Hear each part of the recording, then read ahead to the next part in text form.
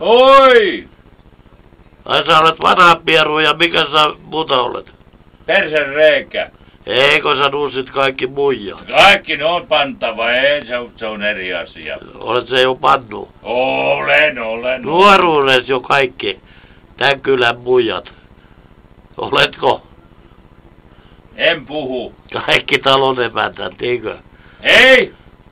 Ei. Kuka on vielä vaille? Ei sontakasuja. Ai ei, se on takasoja. Voi hyvä luoja. Eikö sä halua nähdä rahaa? Haluat sä nähdä rahaa? Vitut. Eikö sä halua porvariksi? Vitut. Ja maatalouspummiksi? Vitut! Hyvä Pekka. Sä olet loistava tyyppi. Niinikosken loistavin. Persenreikä.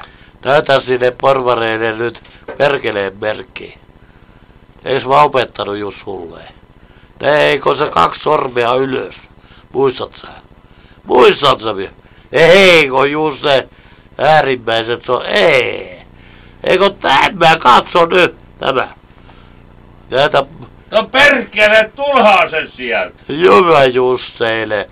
Hyvä Pekka. Sä olet maestro. Niinikosken kukku. Nyt ne pelkää meitä kaikkia. Hyvä Pekka, ihanaa. Näytänkö kullin? Näytäpäs niille. Se musta. Eikä kun kullin. Paljon sä sanoit pituus? 33. 20. Eikö 33 senttiä? Ei on, ei. Liika pitkä. Ei ole. Ei kun 25 senttiä, 4 senttiä. Tää talon emäntä tykkää mustasta turkilaisesta. No, Ne käy aina talvella matkoilla Turkissa ja käyttämässä hyväksi näitä turkkilaisia sonneja. Siis käyttämättä. Niin, käyttämätön, mun Käyttämässä hyväksi. Ne on hyväksi käyttäjiä. Onko se yrittänyt sinua hyväksi käyttää? Ei. Miksi?